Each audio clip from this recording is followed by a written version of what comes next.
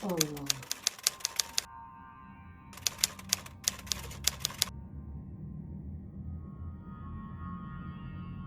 Assalamualaikum warahmatullahi. Assalamualaikum warahmatullahi. Mang Sukir.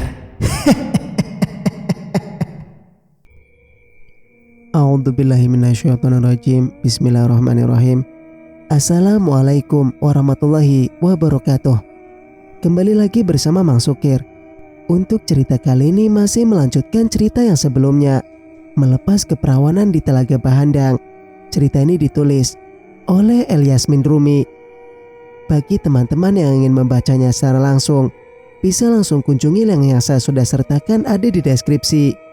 Oh iya, sebelum masuk ke lanjut cerita, bagi teman-teman yang belum subscribe, silakan subscribe channel ini agar teman-teman tidak ketinggalan cerita-cerita dari Mang Sukir. Dan tak usah berlama-lama, langsung saja kita ke ceritanya. Selamat mendengarkan. Kesadaran Raka Balu hilang seketika setelah dua anak panah menembus dadanya. Kita pergi sekarang. Aku akan membawa kakak. Arya berusaha menaikkan Raka Balu ke punggung kuda dibantu oleh Jata. Mereka pun melesat pergi menembus malam diiringi remang rembulan. Kedua kuda itu dipacu secepat mungkin untuk sampai di istana. Karena Raka Balu tidak hanya tertusuk anak panah biasa ketika anak panah menancap ujungnya patah. Bukan berarti terlepas. Sebab memang didesain ujungnya sepanjang jari telunjuk digentingkan. Dan disitulah racun panah itu. Kalau sudah tertancap, racun akan menjalar melalui darah sampai ke jantung. Racun dari batang poma itu tidak akan mematikan bila tertelan, tapi bekerja dengan mujur bila terjadi kontak dengan darah dan Raka Balu akan sekarat karena panah beracun itu menembus dadanya. Sedangkan Kalawa duduk termangu di dekat jendela setelah berusaha memasang bangsal itu. Tapi tak bisa. Kalawa tidak tahu bagaimana cara memasang bangsal yang benar. Ia pun tahu benda itu setelah Raka Balu membawanya. Kalawa menganggap lepasnya bangsal itu adalah firasat buruk karena seiring dengan perasaan yang tiba-tiba tidak nyaman. Kanda tidak apa-apa kan? Kalawa bermonolog penuh harap. Ia menuang resah hingga menggenang di ujung langit malam. Sejak kembali dari Telaga Bahandang, Kalawa tidak pernah tidur nyenyak sampai malam ini ada-ada saja yang membuatnya tidak bisa memejamkan mata. Selarut itu, Kalawa masih betah duduk di dekat jendela sepemandangan ke arah purnama. Kalawa tercenung duduk di lincak bertopang dagu di jendela hingga tak sadar segumpal asap hitam tipis melindap masuk dari bawah celah pintu.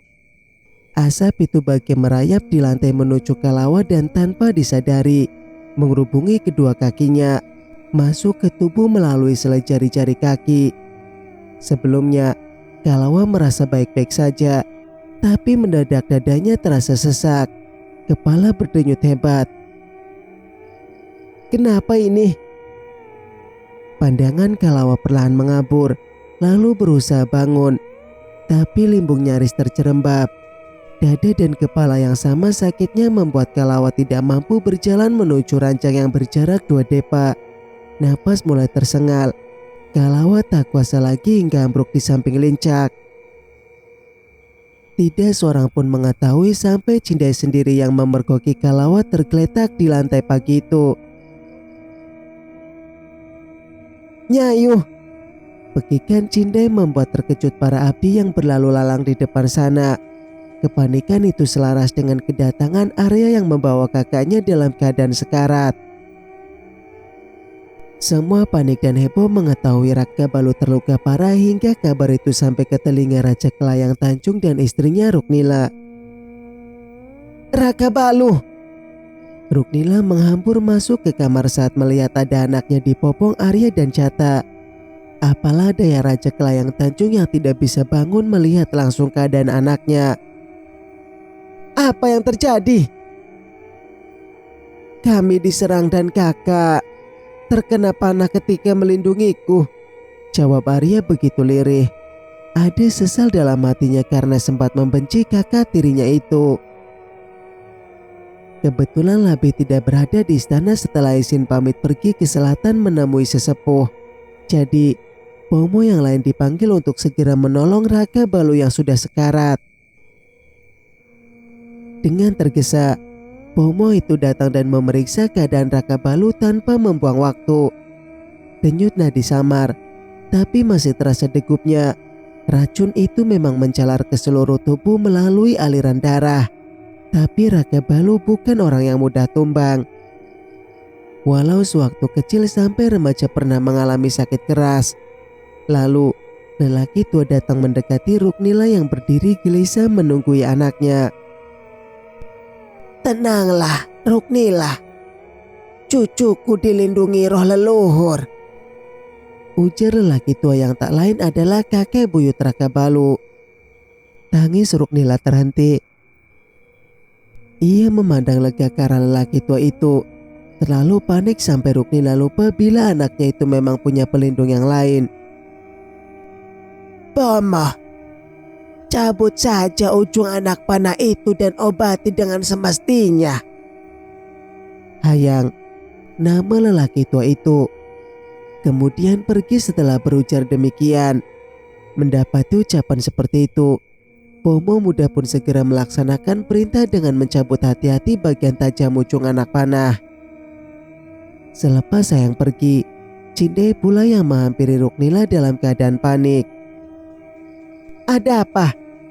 Kenapa kau panik begitu, Cindai? Nyayu Kalawa pingsan di kamar. Semua orang terkejut mendengarnya. Kebetulan Danum dan Amala hadir juga di sana. Ruknila mempercayakan anaknya pada Bomo muda itu dan dirinya pergi bersama Cindai ke harem memastikan keadaan Kalawa. Tidak ada lelaki manapun di harem. Terpaksa Ruknila meminta penjaga gerbang harem untuk membopong Kalawa. Semula, kulit Kalawa baik-baik saja. Setelah Cindai kembali bersama Ruknila, terdapat benjolan-benjolan kemerahan di tangan dan paling banyak di bagian wajah. Kenapa ini? Tanya Ruknila cemas melihat benjolan-benjolan yang sebagian sudah semakin memerah semacam bernanah. Tadi tidak seperti ini. Tidak ada benjolan-benjolan ini. Cindai bisa bersaksi bahwa dirinya tidak melihat luka di tubuh Kalawa, hanya tergeletak pingsan saja. Kalawa pun dibopong keranjang dan diobati oleh Bomo, wanita yang memang ditunjuk mengobati istri-istri Raka Balu. Apa yang terjadi, Bomo? Koreng apakah itu? Tanya Ruknila. Bomo belum bisa memastikan, tapi ia berkesimpulan bahwa Kalawa mengidap suatu penyakit. Ruknila yang mendengarnya jadi tercengang. Begitupun dengan Cindai. Setelah diobati, Ruknila meminta Cindai untuk merawat Kalawa dengan baik. Menantunya itu pun belum juga siuman setelah pingsan untuk waktu yang lumayan lama.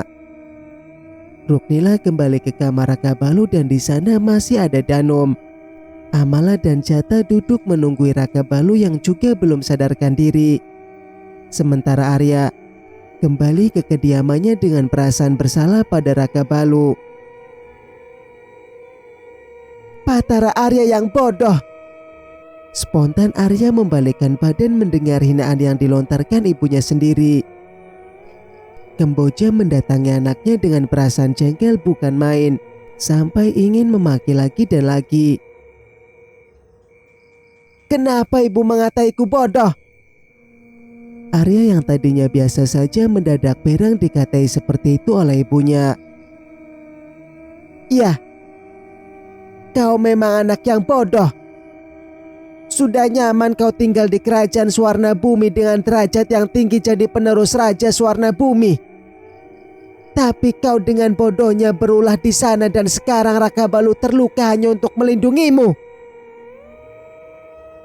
Jadi, ibu setuju aku menikah dengan gadis buta itu karena Raja Swarna Bumi telah menjanjikan kekuasaan untukku, hah?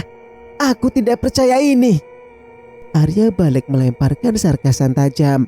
Tidak disangka bahwa sang ibu menyetujui pernikahannya dengan Jingga hanya karena tahta. Raja Suwarna Bumi memiliki 2 anak jingga dan seorang lagi kakak lelakinya yang bernama Wiru. Jingga tidak bisa melihat dan Wiru sejak lama sakit-sakitan. Sedangkan Raja Suwarna Bumi tidak memiliki saudara lain lagi untuk meneruskan tahta. Oleh sebab itu, ia berjanji akan memberikan tahtanya pada seorang yang tulus menikahi anaknya, Jingga.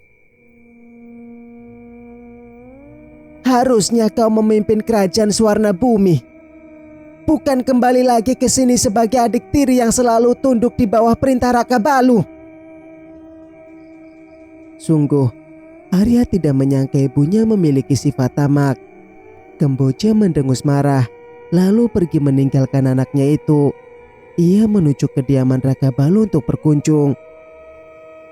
Ternyata tidak menunggu lama. Setengah hari berlalu, lelaki itu sudah siuman setelah dihujami panah beracun sebanyak 2 kali. Mata sendu itu mengerja beberapa kali, kemudian terbuka dengan semestinya dan pemandangan pertama yang dilihatnya adalah wajah-wajah cemas orang yang dikenali. Syukurlah kau sudah sadar, nak. Semuanya pun bernapas lega tahu Raka Balu telah siuman melewati masa sekarat. Roh leluhur memang selalu melindunginya. Kanda, Danu menghambur memeluk suaminya itu, tak lupa meminta maaf atas kesalahannya kemarin. sudahlah, Kanda tidak marah, sautnya lemah dan parau. Semua hadir di sana dan hanya Kalawa yang tidak menampakkan batang hidungnya sampai Raka Balu mengira bila Kalawa masih marah karena tidak datang menemuinya yang terluka parah. Di mana Kalawa? Raka Balu bertanya pada siapapun yang bisa menjawab. Lantas, Ruknila yang menyahut. Kalawa tidak bisa ke sini, Raka Balu. Dia pingsan di kamar. Hanya itu yang dilaporkan Ruknila karena tidak ingin membuat Raka Balu khawatir selepas melalui masa sekarat. Kanda jangan terlalu cemas. Kalawa akan baik-baik saja, timpal Amala. Jangan pikirkan siapapun dulu. Fokuslah dengan kesembuhan Kanda. Kali ini Danum yang menimpali. Seberapa besar melapangkan hati, rasa-rasa tidak suka itu tetap saja ada. Raka Balu hanya diam. Sejuta pertanyaan terangkum dalam benaknya. Bagaimana Kalawa akan datang bila dirinya saja belum sadar dari pingsannya? Sudah seharian Kalawa terbaring tak sadarkan diri hingga Cindai semakin cemas dibuatnya. Nyayu, bangunlah. Bangunlah dan cepat sembuh. Apa Nyayu tidak mau menjenguk Empu yang juga sedang sakit? Ujar Cindai pelan. Hingga malam tiba barulah terlihat tanda-tanda Kalawa siuman. Ia meracau pelan dengan mata terpejam. Nyayu, bangunlah, gugah Cindai yang setia menunggui Kalawa. Mata Kalawa perlahan terbuka. Sakit. Sadar-sadar Kalawa merasakan perih dan panas hampir di sekujur tubuh. Banyak benjolan yang mulai bernanah membuat Kalawa terkejut bukan kepalang. Apa ini? Gumamnya lirih, meraba wajah dan meratapi lengan yang mulai ditumbuhi benjolan misterius. Aku mendapati Nyayu pingsan di kamar dan koreng itu baru muncul tadi pagi. Nyayu tidak usah khawatir karena Bomo sudah meramu obat untuk Nyayu, sautnya sembari menunjuk semangkuk obat dengan aroma menyengat yang telah diracik untuk mengobati koreng bernanah itu. Cindai masih bergeming di samping ranjang. Sorot matanya menampakkan keraguan, ragu untuk memberitahu Kalawa tentang keadaan Raka Balu. Nyayu, hari ini Empu sudah pulang. Tapi tiba-tiba keraguan itu semakin mencuat, membuat Kalawa menautkan alis. Tapi kenapa, Cindai? Tapi Empu pulang dalam keadaan terluka, Nyayu. Kabarnya mereka diserang dari sekelompok begundal dan Empu terkena panah. Kanda baik-baik saja. Seketika Kalawa dan Cindai menoleh ke arah pintu. Kanda, Kalawa terdiam memandangi lelaki yang berdiri di ambang pintu. Sedangkan Cindai ternganga tidak percaya. Bukankah lelaki itu pagi tadi pulang dengan luka parah? Raka Balu berjalan pelan sembari memegangi dada mendekati ranjang di mana selirnya terbaring lemah. Kanda, apa yang terjadi? Raka Balu duduk di sisi ranjang. Cindai pun dimintanya untuk keluar. Kanda tidak apa-apa, hanya terkena panas saja. Hanya terkena panas saja. Seolah kejadian semalam serupa permainan biasa. Padahal dirinya sudah meregang nyawa. Kalawa bangun dan duduk bersandar. Ia jadi tak nyaman dengan tatapan mengamati dari suaminya. Malu pun ada gara-gara beberapa koreng yang mulai bermunculan di wajah.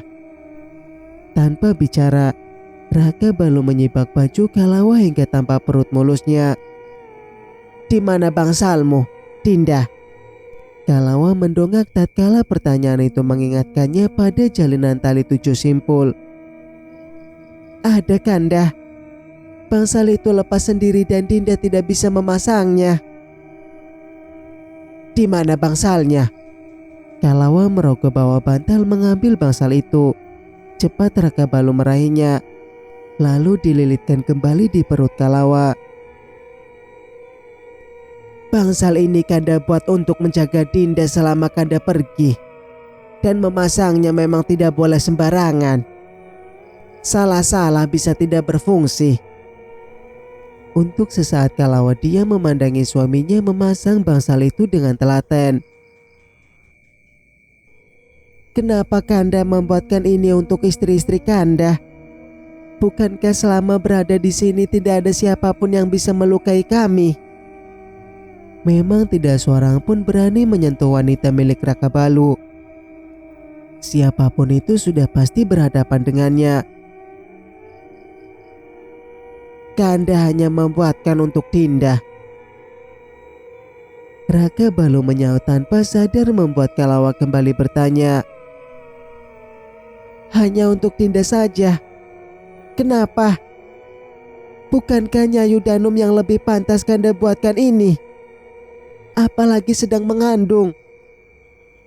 Raka Balu terdiam karena ada satu alasan yang tidak bisa disampaikan kepada selirnya itu untuk saat ini. Diamnya Raka Balu serupa embun yang menyimpan misteri layunya Kuntum Melati.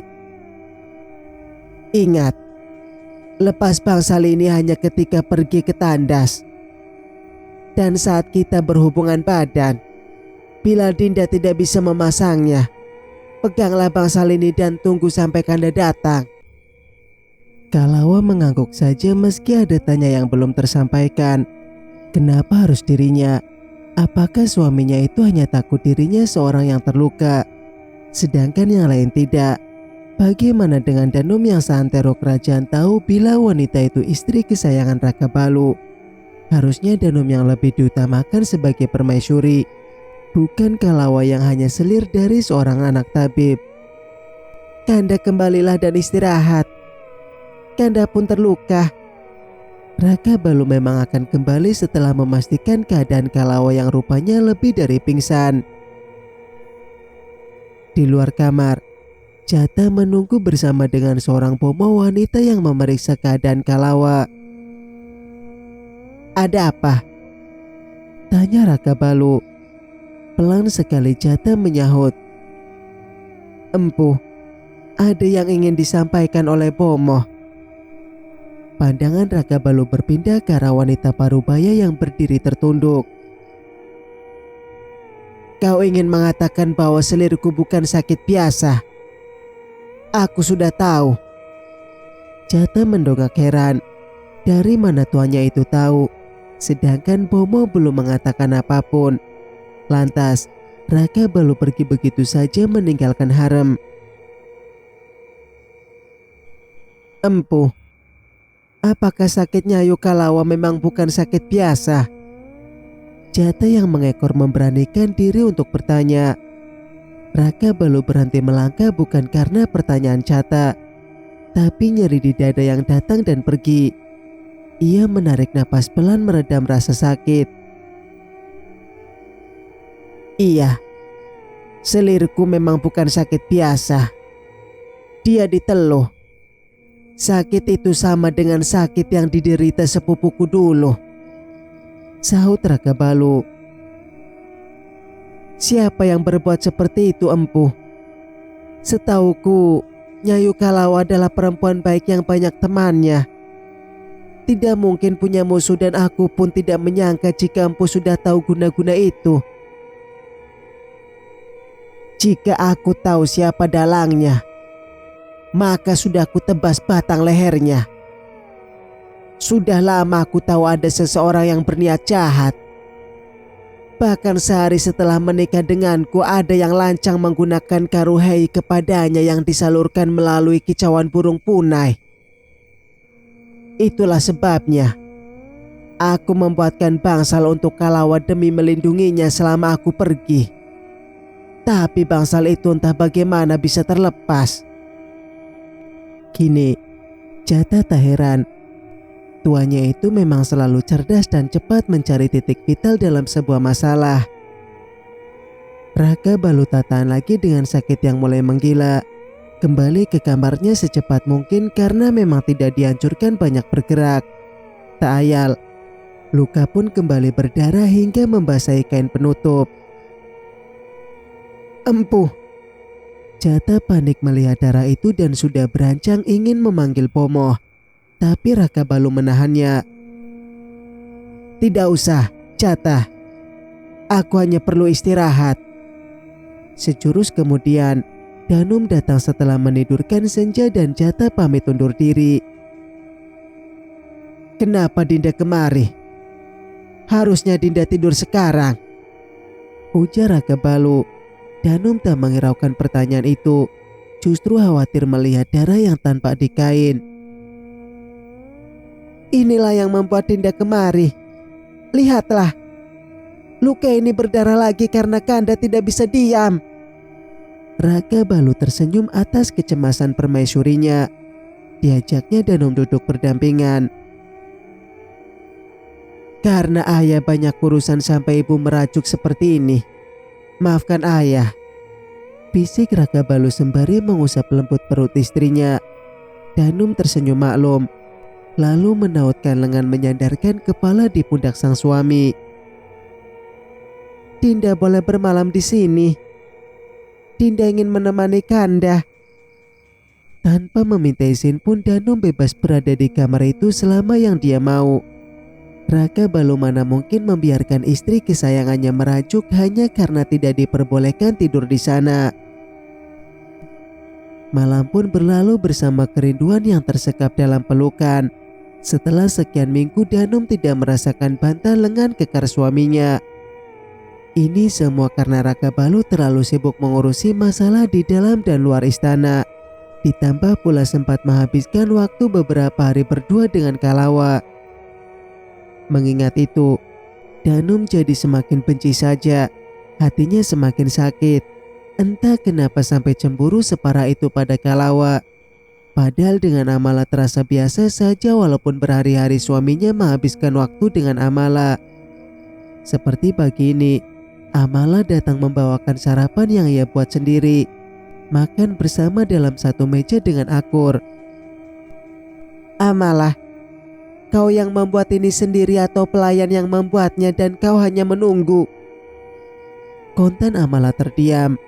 Suasana yang tadinya akrab jadi canggung tak mengenakan. Dinda, Raka Balu berusaha menegur. Sejujurnya, bukan maksud Danum ingin menyindir. Ia murni bertanya. Hanya saja bahasanya terdengar kurang mengenakan dan Amala biasa saja. Karena sudah tahu Danum memang sering berbicara belak-belakan walaupun tadi sempat syok oleh pertanyaan itu. Jangan tersinggung bila kau memang membuatnya sendiri, Amala. Amala tersenyum sembari menyahut. Ini memang aku buat sendiri, Nyayu Danum. Raka Balu merasa beruntung sekali memiliki istri sepengertian dan sedewasa Amala. Wajar saja jika Raka Balu sering menjadikan selirnya itu tempat berkeluh kesah. Kenapa Dinda tidak membawa Mahinai ke sini? Kanda rindu padanya. Mahinai sedang tidur, Kanda. Akhirnya, perjumpaan itu sebatas harapan saja karena Raka Balu hendak menemui ayahnya. Sudah mati-matian Danum dan Amala meminta Raka Balu supaya jangan banyak beraktivitas. Tapi Raka Balu tetaplah Raka Balu yang tidak bisa dicegah keinginannya. Raja Kelayang Tanjung sejak kemarin cemas dan kini rasa itu hilang lantaran anak tertuanya sungguh datang berkunjung. Raka Balu, bukankah kau terluka? Raka Balu mendekat sembari menyibakkan sedikit bajunya memperlihatkan bagian yang luka. Aku anak ayah. Sudah pasti setangguh ayah. Raja Kelayang Tanjung tersenyum samar. Raka Balu memang akan selalu jadi kebanggaannya. Selain keadaan ayahnya, Raka Balu pun mempertanyakan keberadaan Labi hendak mengumbar marah karena ayahnya tak kunjung sembuh. Tapi mendengar jawaban dari ayahnya, marah itu pun lesap. Raka Balu tidak boleh marah, sebab Labi jauh pergi ke selatan menemui sesepunya untuk meminta bantuan. Dan kembali nanti berharap bisa membawa obat yang manjur untuk Raja Kelayang Tanjung. Tapi kapan lelaki itu akan kembali? Dari kerajaan Kelayang Tanjung menuju desa Suruk membutuhkan waktu 5 hari untuk sampai. Belum lagi menghabiskan waktu di desa itu karena sudah pasti Labi tidak akan datang dan langsung pulang lagi setelah menerima obat. Ia masih harus berdiskusi untuk tahu sakit apakah yang diderita oleh Raja Kelayang Tanjung. Setidaknya membutuhkan lebih dari 10 hari untuk bisa kembali pulang. Sebuah harga yang mahal dan perjalanan yang melelahkan hanya untuk secupu obat. Ayah pasti akan sembuh. Raja Kelayang Tanjung pun berharap demikian. Walaupun harapan tidak pernah sejalan dengan kenyataan. Raka Balu masih di tempat ayahnya. Sedangkan Haram telah heboh. Danum berulah lagi dengan menyebarkan berita jika Kalawa menderita penyakit menular. Gara-gara ucapannya itu, para abdi tidak akan mengurusinya, tidak ada yang berani mendekat. Bahkan mendekati kamar hanya Cinda yang tetap setia. Nyayu jangan memikirkan tudingan itu. Jika benar Nyayu menderita penyakit menular, aku pun sudah pasti kena. Namun, ucapan itu tak meredam laju air mata Kalawa. Entah Danum ada masalah apa dengannya. Ruknila kala itu sedang berjalan bersama para abdinya menuju kamar Kalawa. Danum yang melihatnya sontak menghampiri. Ruknila sedikit terkejut. Ada apa, Danum? Apa ibu hendak mengunjungi Kalawa? Kemana lagi Ruknila akan pergi dengan membawa bermacam buah tangan itu. Langkahnya pun jelas ke arah kamar Kalawa. Baru saja Ruknila akan menjawab, tapi Danum menyela bagai kilat. Untuk saat ini jangan sekali-kali ibu mendekati Kalawa, karena dia menderita penyakit menular. Aku saja langsung terkejut dan keluar setelah melihat keadaannya. Kalimat itu pun ditambahi dengan gidikan ngeri. Kalimat itu pun ditambahi dengan gidikan ngeri. Benarkah itu? Kau tahu dari mana, Danum? Kalau ibu tidak percaya silakan lihat sendiri. Banyak orang bernanah tumbuh di wajahnya dan sudah menjalar sampai ke badan. Lihatlah. Lihat sendiri kalau ibu tidak percaya. Aku pun akan meminta izin kepada Kanda untuk menginap di rumah orang tuaku sampai dia sembuh. Kalau begitu, aku pamit dulu ibunda. Gara-gara ucapan Danum, Ruknila jadi ragu untuk menemui Kalawa. Selang beberapa saat, Amala lewat setelah dari kamar Kalawa. Salam ibunda, sapanya ramah. Amala, Apa kau baru saja menemui Kalawah? Apa benar terkena penyakit menular? Koreng bernanah? Tanya Ruknila. Tidak tahu Kalawah menderita penyakit apa, tapi memang bermunculan luka bernanah di tubuhnya, Ibunda. Ditimpali seperti itu semakin kuat keraguan Ruknila untuk menjenguk Kalawah. Jangan sampai mendengar suara sumbang tentang dirinya. Ruknila terpaksa maju. Ketuk pintunya. Salah satu dayang yang membersamai mengetuk pintu ragu-ragu. Cinda yang sedang menemani Kalawah melangkah ringan membukakan pintu. Ibunda, silakan masuk Ibunda. Namun Ruknila bergeming di depan pintu enggan untuk masuk. Semua bawaan pun diserahkan kepada Cindai. Aku tidak akan lama, hanya ingin memberikan itu kepada Kalawah untuk menyemangatinya, cetus Ruknila. Merasa orang yang datang hanya berdiam diri di luar, Kalawah meninggalkan makanannya menuju pintu. Ibunda, dihampiri Kalawah. Ruknila mundur satu langkah. Kenapa? Demi apapun, koreng-koreng yang tampak itu meremangkan sekujur tubuh Ruknila pun dengan para dayangnya. Ternyata benar apa yang dikatakan Danum. Kalawah, apa tidak sebaiknya kau berdiam diri di rumah orang tuamu dulu? Bukan apa-apa, ibu hanya takut kau menulari orang lain. Kalawah terkejut mendengarnya. Jujur, tuduhan itu membuatnya sedikit kecewa. Kau jangan tersinggung.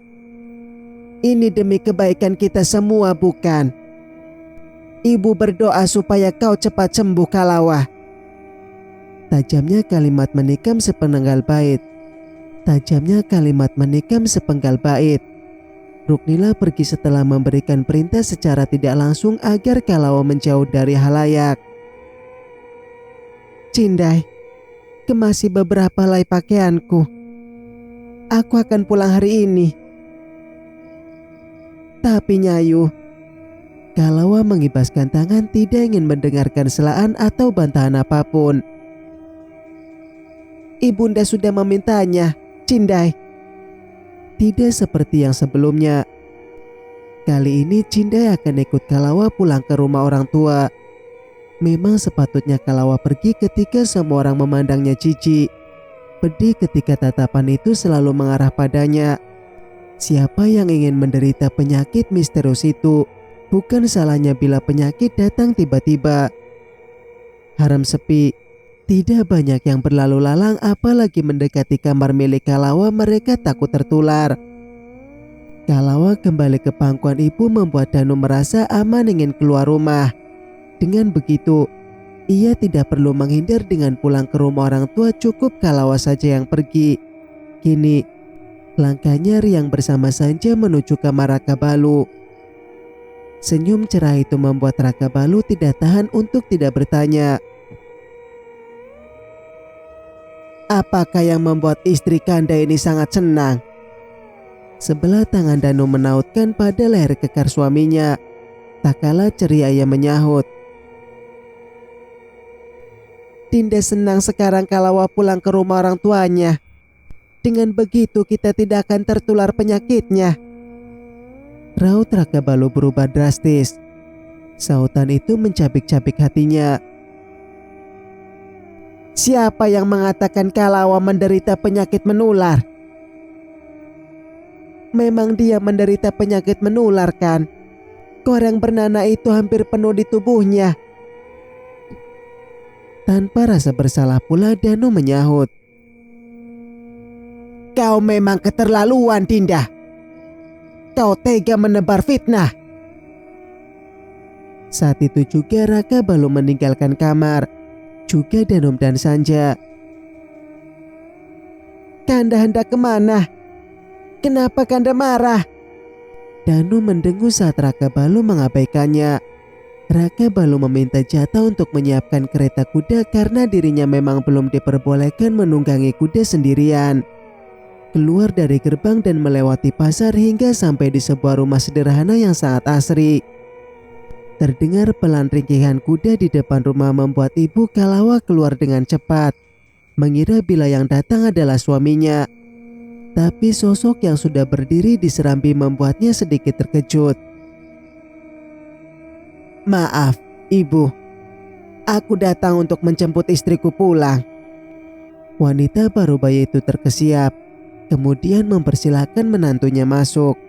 Kalawa duduk termangu seorang diri di kamarnya menatap cuaca terik siang ini. Siapa yang mengizinkan Dinda keluar dari harem? Suara familiar itu menyentak Kalawa. Ia berbalik. Kanda di sini. Seolah tidak percaya suaminya menyusul, Raka Balu menghela sembari berjalan masuk. Jangan mendekat, Kanda. Tepat setengah depa lagi langkah Raka Balu terhenti. Dahinya berlipat. Kanda jangan mendekat. Karena Dinda tidak ingin Kanda tertular. Tularkan saja asal tidak membuat Dinda menjauh. Tanpa disuruh Raka Balu membawa kembali Kalawa duduk bersebelahan. Ketahuilah Dinda. Ini bukan penyakit menular. Ini teluh yang dikirim seseorang sama seperti adik sepupu Kanda dulu. Kalawa terhenyak. Sejauh ini tidak terpintas akan ada orang jahat yang tega melakukan ini padanya. Benarkah Kanda? Bagaimana Kanda tahu? Apa yang tidak Raka Balu ketahui tentang semua yang terjadi pada istri-istrinya? Semua ia tahu. Raka Balu mengeluarkan bungkusan daun jati, di dalamnya terdapat arang yang telah dilumatkan bersama daun keramunting. Campurkan ini dalam tempayan dan lekas mandi. Sementara Dinda mengguyur diri, Kanda akan mengeluarkan teluh itu melalui jari kaki Dinda. Kalawa mengangguk tanpa ragu. Ia menanggalkan pakaian berganti dengan selai kain. Kalawa melewati dapur menuju kamar mandi. Detik berikutnya, Raka Balu yang ikut masuk, membuat Cindai dan Wani jadi saling menoleh. Raka Balu meraih seliri meminta Kalawa mandi, sambil duduk untuk mempermudahnya, mengeluarkan asap hitam yang diketahui masuk melalui sela jari kaki. Dinda harus tahan, imbunya setelah Kalawa mulai mengguyur diri. Kalawa mengangguk mantap mengira hanya dipijat biasa. Tahu-tahu menjerit kesakitan. Raka Balu hanya mencepit jempol Kalawa dengan jari tangannya. Itu pun tidaklah kuat. Sakit Kanda. Memang begini jika terkena teluh. Seandainya tidak ada jin dalam tubuh Dinda pasti tidak akan merasakan sakit, sautnya sembari menekan jari yang lain. Kanda berhenti. Ini sakit. Kanda. Cindai dan Wani kembali saling menoleh tatkala jeritan Kalawa dari balik kamar mandi mengundang curiga. Bersambung. Nantikan kelanjutan ceritanya di video berikutnya. Mang Sukir pamit. Wassalamualaikum warahmatullahi wabarakatuh.